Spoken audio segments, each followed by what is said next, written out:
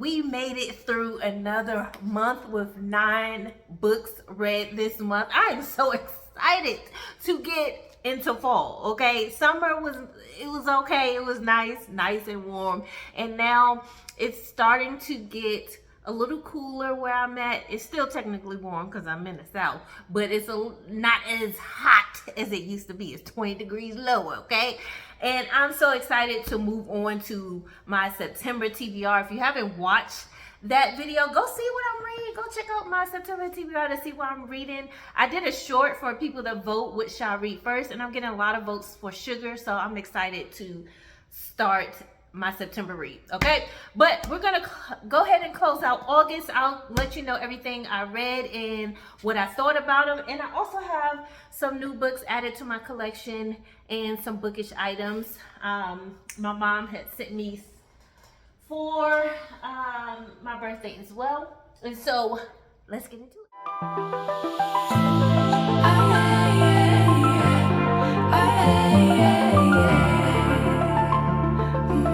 We're gonna get into it. All right, so and this is not in order of how I read the books for the month. We're just gonna flow with it.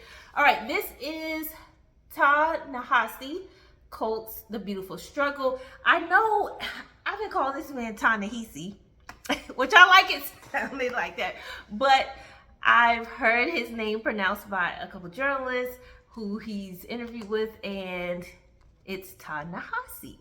Very nice name. This is his memoir, or one of his memoirs.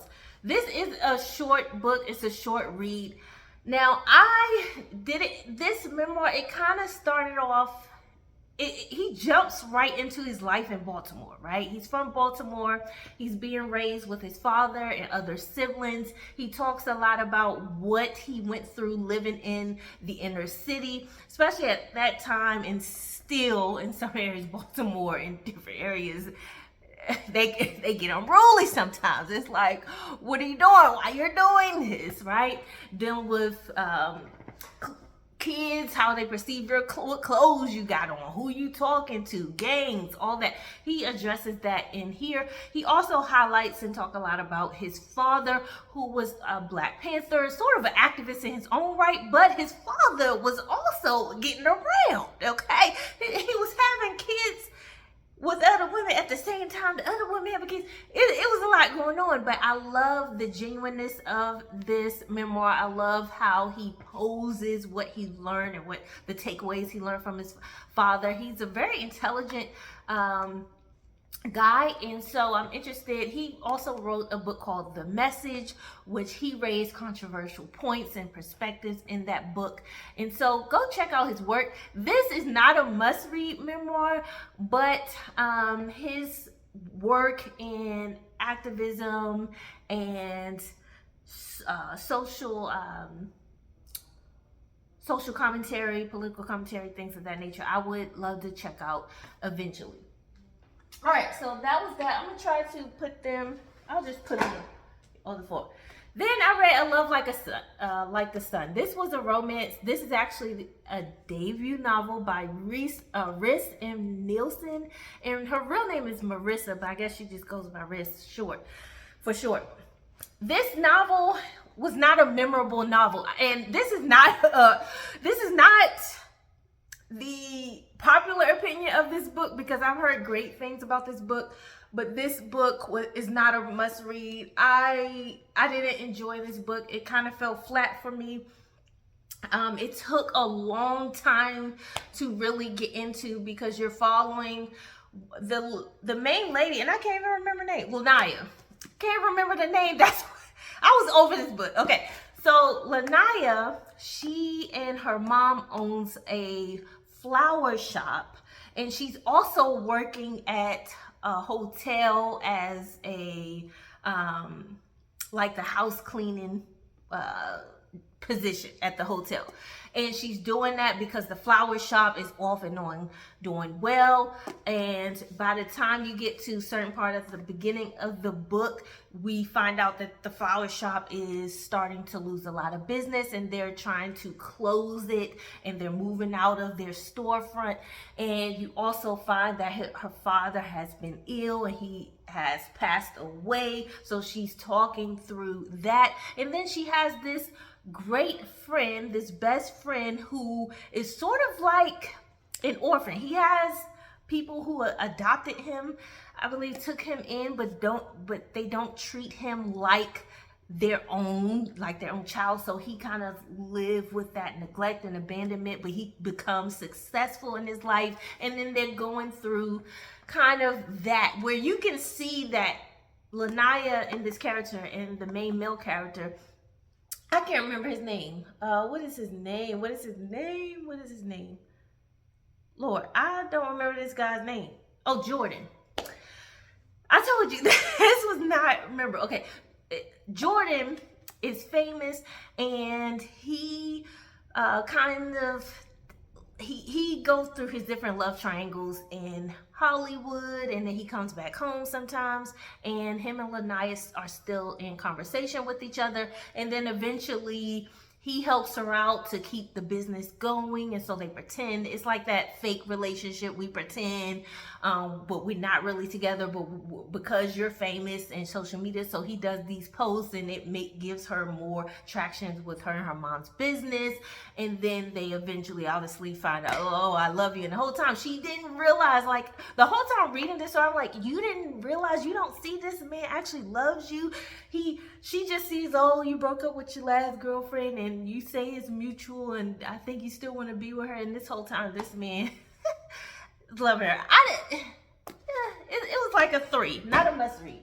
All right, moving on. Classics. I told you I want to read some of my classics that I have. I did go ahead and read Virginia Woolf's Mrs. Dalloway. This is written in a way, it's written from like the point of view in a way where a stream of consciousness. And after reading this, I realized I don't like books that are written with stream consciousness is the way, because this book, it's like it's not really like necessarily like storytelling. You're getting the back end, the front end, all the in-betweens, and it's just it's a different way of reading, a different way of writing, which is beautiful because you're kind of reading it as things are happening, and it's just a flow. It's not necessarily always a break in sentences, and it's just straight flow. So you got semicolons going here, and you're following Mrs. Dalloway, and she is she's telling you things that's going on in the streets and the shops that she passed to get ready for this party. She's running into people. She's married, but she's has an ex-husband or the ex-relationship that comes back and into her life, into the party, and they're like, oh, I think we still have a thing. It's a lot. This one, it's a 3. I mean, I wasn't really into it either. Now, Virginia Woolf's book I read first. Virginia Woolf's book I read first, and then I got into Danielle Allen. I read 2 Danielle Allen's books back to back, and that's Curvy Girl Summer and Plus Size Player. Obviously, these are spicy romances. This is book 1. This is book 2 in the Curve series. She has book 3. I think it's like Big Girl Blitz or something that's supposed to be coming out next spring of 2026. Now, these books, y'all, are spicy. She's a new author to me. I actually enjoyed this one more than I did this one. This one I give a 4. Plus Size Player, I give a 3.75. No, I would say, 4.25. This is a 4. Okay, something like that. Curvy Girl Summer, you're following Aaliyah. What I like about here, Aaliyah and Ahmad. So Aaliyah, she is actually one who is educated. She's college educated. She's a doctor. She is intelligent. She dresses and presents herself well, but she's a little bit thicker than others as described in the book, right? And so she doesn't have a main partner yet in her life, a main companion. She has a sister who has unfortunately passed away, and we're following her dealing with the grief of that, but also her trying to find her own love interest, her own man, before she turns 30, and she's preparing for this big party that she's having at 30, and she wants to find a man by then. So she goes on she starts serial dating. She goes on several dates, and she ends up having a date at the same place as the bar where Ahmad works. And long and behold, his family owns the bar. So what I did love is that the main characters in here, they both had some type of ownership. They were both presented as people who are somewhat well-to-do, if you will. Aaliyah, she has both parents in the home, and her parents are pretty well-to-do, and they are pretty supportive of her. The only thing that you struggle with this book, or she struggles with, the uncle really is out of line, out of order. So if you ever had that family member who's like, who just says stuff out of order, out of line, her uncle is that. Her uncle calls her big, and her uncle says, if you don't get a man by this certain time, I'm not going to give you my boat. Like, it's a little bit crazy. And the mother should have checked the uncle. He wouldn't be invited to the house because he is out of line. It's just crazy. And then some of the instances she run into where other women think she can't get a man because she's a thicker woman is crazy and shallow. It's like people wake up because you know what I do love about this book is Danielle kind of highlights. Ask them, why you, my dog whining to come in. Ask them, stop whining. All right, so what I do like about this book is you kind of see, and that's in both of these too, because Plus Size Player, and I just go ahead and go into this. Plus Size Player, you following Nina Ford and Russell, and Russell is well-to-do. He has his own business going on, but the whole time she's kind of dating this guy or talking to this guy, she don't know what he does. He could have been ahead of the game. She don't even know. He could be doing illegal stuff, but they try to keep that separate. And Nina is a social media influencer. She's dating at the time. And I wouldn't even call it dating. It wasn't this. She wasn't even really a player. She kind of did it so eloquently where she was talking to other people. She went out on dates with other people, but she wasn't intimate with everyone except for this guy. And so she wasn't really, she was very upfront, like, you know, until I settle down, I'm dating. I'm single until I'm not. Okay, that's the energy she was given. But in both of these books, Danielle highlights both perspectives in a way. If you're paying attention, she highlights the message of what thicker women go through and what is perceived, like, oh, because you're bigger, you're not going to get men. But then you also see the other side of it where the skinnier women, people who are supposedly smaller in frame or don't have as much shape, they don't always get the guy. They don't always get the opportunities, right? And it's both sides, because one minute you too skinny. You know, I've been skinny for most of my life, or what people seem skinny. I'm a little thicker now, a little bit. I got a little something, okay? But in my younger years, I was really skinny, and people like call you chicken legs and stuff. What? Okay. And then if you too big, then they want to call you, oh, you big and thick. But a lot of where I'm from, they like thick girls, so they want some meat on the bones. So okay, so you can't please everybody, right? You either too skinny, you too big. You can't be this or that. You too dark or too light. Like, it's just much. And it's like at some point you just have to say, hey, I love myself, and if you don't love it, hey, there's 8 billion people in the world. Okay, that's over 8 billion people. You have options. Okay, and if you don't like it, let's get to stepping. It's okay. But I love myself. Okay, you don't have to think I'm beautiful, because I think I'm beautiful. Catch that tea. Drink that tea. Okay, but no. So these books are very spicy. This starts off, I did a whole vlog on these 2 books, so I'm sorry if I'm saying too much on it, but this one is she jumping right in. Okay, so be prepared. Be prepared. This one, woo, between these 2 main characters is really spicy. really, really spicy. But I love that the main character, Russell here, he's very intentional with Nina, and he goes out his way to show her, no, that you are the one for me and I want you. And so I love this. If you love romance books, give Danielle a try. All right, now I've also read Grown. I just did a review on this book, so you can go watch my book review on Grown, Tiffany D. Jackson. You'll see the thumbnail. It says no one escapes childhood without scars, and that I cannot take credit for that quote. That's actually a quote that my husband says often, that no one escapes childhood without scars. And unfortunately, that is very unfortunate, but we all have something somewhere, and some things are not as dramatic. Some things may not be, you know, some things are smaller than others where people deal with, but we all have some type of challenge that we had to work through in childhood. And so that's why I put that on the thumbnail. But go catch my review on that. I was actually not supposed to read this month. I was actually supposed to read what was it? The Wife Before by Shanora Williams, but I ended up joining the License to Thrill book club on Fable. So if you have Fable, go check that out. If you like thrillers, it's all thriller book club ran by Danny Reeds. If you watch Danny, she's on TikTok and she's on YouTube.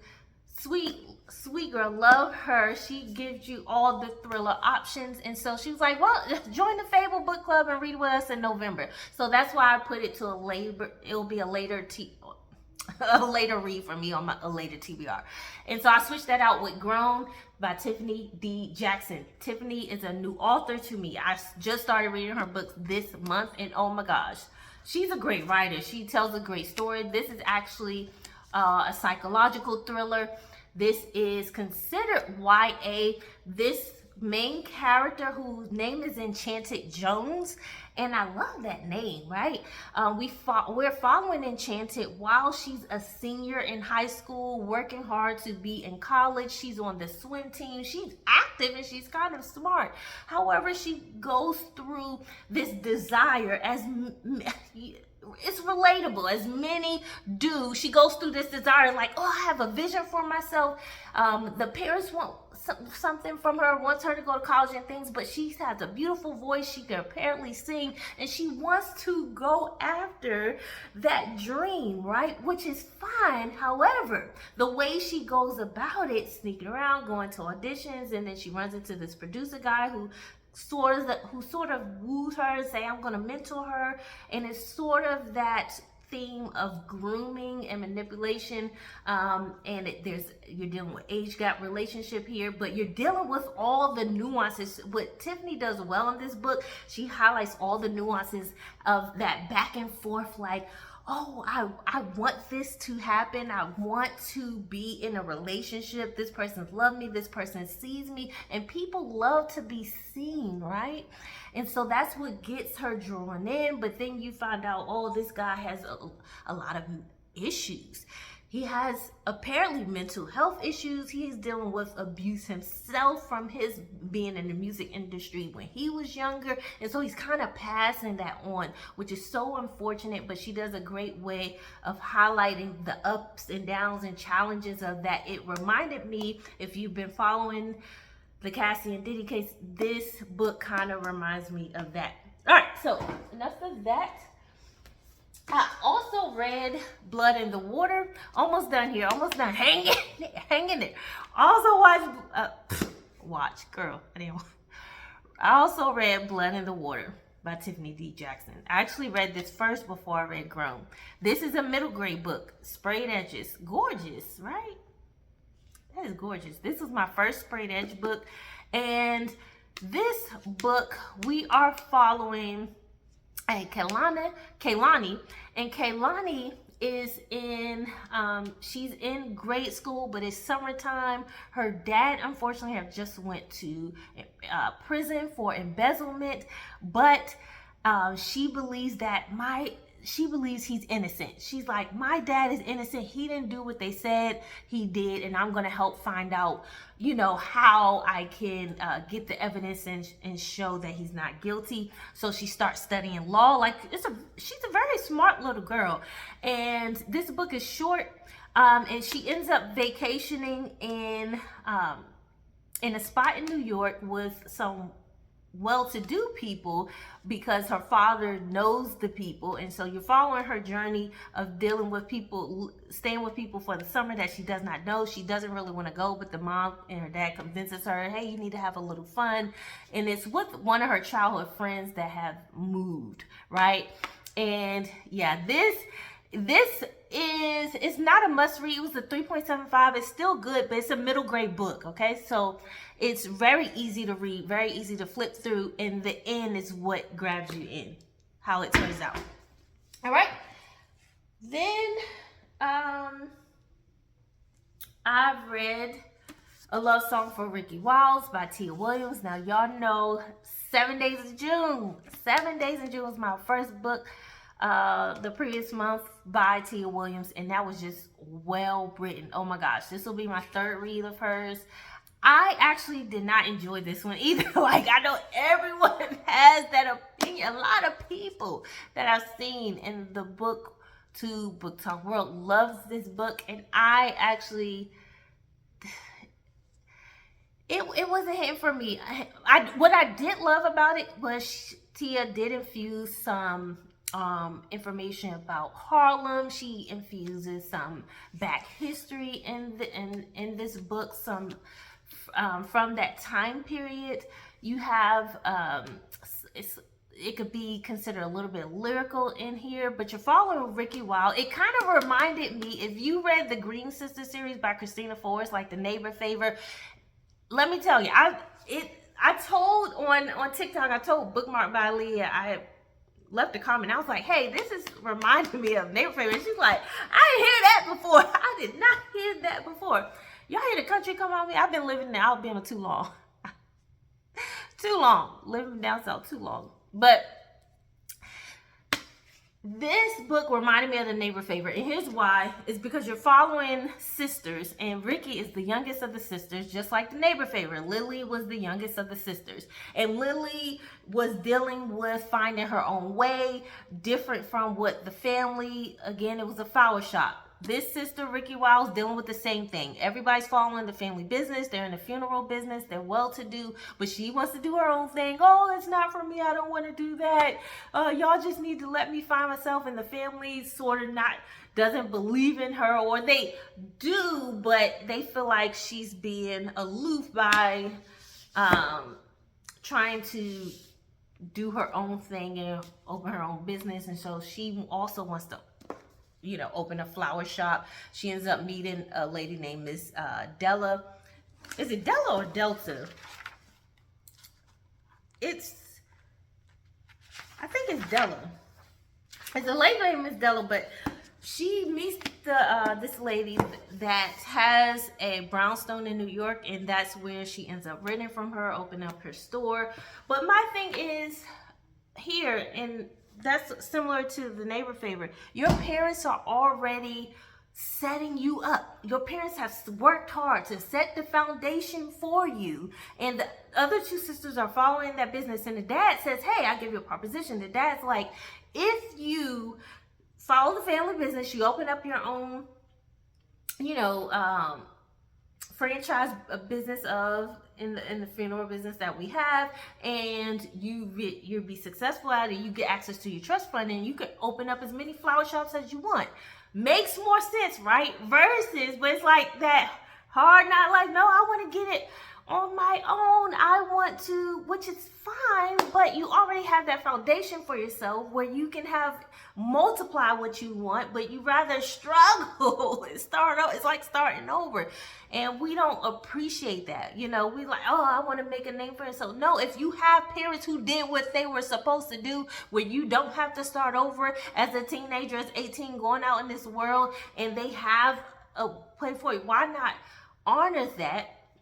And you're able to use the money to do what you want to do. So I just don't always like that narrative about where Black children who do have well-to-do family, that they don't always want to follow a certain path, or they're like, oh, I want to struggle, go from the ground up and do it on my own. I don't want to go by this name. And it makes no sense like that. We want to pass on that generational wealth. But anyway, so the love interest, she runs into this guy, this random guy, and then apparently they get into that love interest. It was not as deep. After reading 7 Days in June, that set the bar so high. It was like, that didn't meet it for me. But anyway, so it was 3.75. Not bad, but not great. I wouldn't say it's a must read. Last book I literally read and finished today, which is, I'm taping this Saturday, August 30th. It's Instructions for Dancing by Nicola Yoon. And this is another YA romance. I thoroughly enjoyed this book. This book was actually hilarious. The main character, the daughter in here, was super funny to me. The way her name's Yvette, and you're following Yvette. Yvette is also a senior. Okay, theme this month apparently. Yvette is a senior who is in high school. She is apparently smart. She's working to go to college, and she goes through you following her journey as her parents are getting the divorce. She actually walked in on her father kissing another woman in his office, and she didn't like it. So she was one who used to read a lot of romance books at her age. Okay, she was reading Cupcakes for Kisses and all that. And she's unhauling all her romance books because she's like, I don't believe in this anymore. That was fairy tales, thinking that love will continue. Love is forever. Love continues to go on. And so she's struggling, upset about it, but she finds that her sister Danica and her mom are going through life and continuing day to day like nothing is going on, like everything is cool. But the sister don't know what really went down, why the parents are separating, because the mom asks Yvette not to tell her. So Yvette just living her life doing her teenage thing because they both go to the same school. And so what happens is she ends up putting her books in a free little library, and then this woman pops up and has a book called Instructions for Dancing that has a dance studio, a ballroom dance studio, owners listed within the book. And so she takes the book back to the owners, and she ends up signing up for dance classes, and from there she meets the grandson of the dance studio, and they start to, because you know with ballroom dance you have to have partners, so they start off learning to dance together, and eventually, you know, like, oh, we like each other. This book was funny, y'all. I tabbed this book, and I remember I didn't want to tab on the outside, but with hardbacks it has some space in between, so what I do is just have it hanging out just a tad bit where it's not invasive. But it's a pretty funny thing. Like when she's talking to the guy, the guy says he has this philosophy where he always says yes, and she was like, she was like, what does that mean? And he was like, I say yes to anything anyone asks me, nothing immoral or illegal. And she says, but why? She asks, but why? And he says, life's short. Seize the day, live in the moment. And then he asks her, do she has any philosophies? That was just one area where it's just like, seize the day.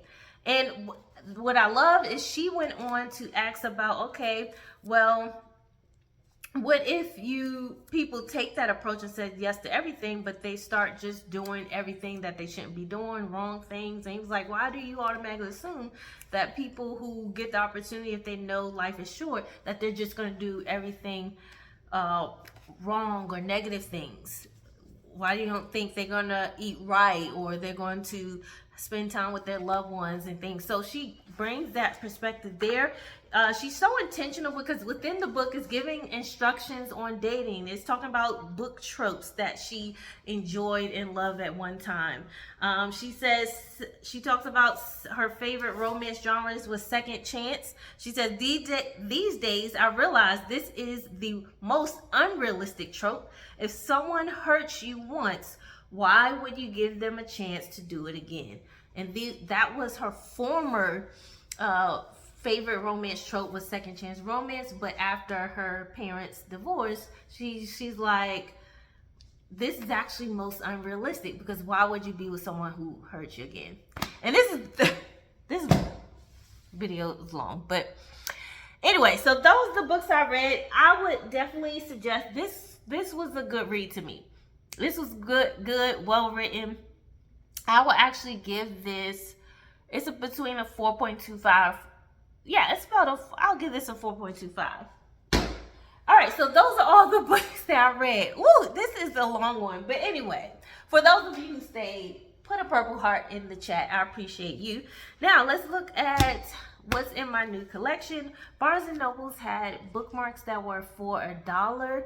And OMG, look at these bookmarks. This one came with 2. And this one says, sorry, I'm all booked. And the bottom one says, the best is yet to come. Look at those. And this is the first time I have book clips. And so I'm probably going to use this during the holiday season, these clips here for my bookmarks. And then this upcoming month for September, this is going to be my bookmark. Don't know if you can see. But it says, enjoy the next chapter. And it's kind of like this faux leather, if you will. Okay. Cute bookmarks. And so add to my bookmark collection. All right. The next book my mom gifted to me for my birthday is Mind Your Manners.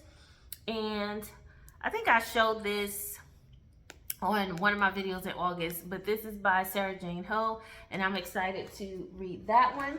Then Tiffany D. Jackson books, we found them. Allegedly, OMG, I've heard so many good things about this book. I'm gonna read all of Tiffany's backlist. I'm sorry, like her books, her stories are very deep. You got to be prepared, okay? And then I found Monday Is Not Coming. That was also there, and I was able to use my rewards to get this, so that's always nice. But I have 2 more books. I'm probably gonna read this one next month and then add this one to my November TBR. We'll see, but I'm excited to read those, but I gotta prep. All right, and then we have Where Do We Go From Here by Martin Luther King Jr., and this is Chaos or Community. I'm excited to read this one. You know, this is only about 214 pages or so. I'm excited because I have a lot of nonfiction added to my fall and winter TBR because I do study, I do read. I love studying history, sociology, psychology, all of it. So it's gonna be a lot of more nonfiction added to my studies or my reading, infused in my TBRs along with thrillers and a romance here or there. So I'm excited to get in that, but this is all too long. Thank you so much for tuning in and watching. Let me know if you read any of these books. How did you think about them? What you think about them? Did you like them? What are you planning to read in the fall? Okay, well, I hope you stay uplifted, stay encouraged, and in the meantime, in between time, always remember to keep rising.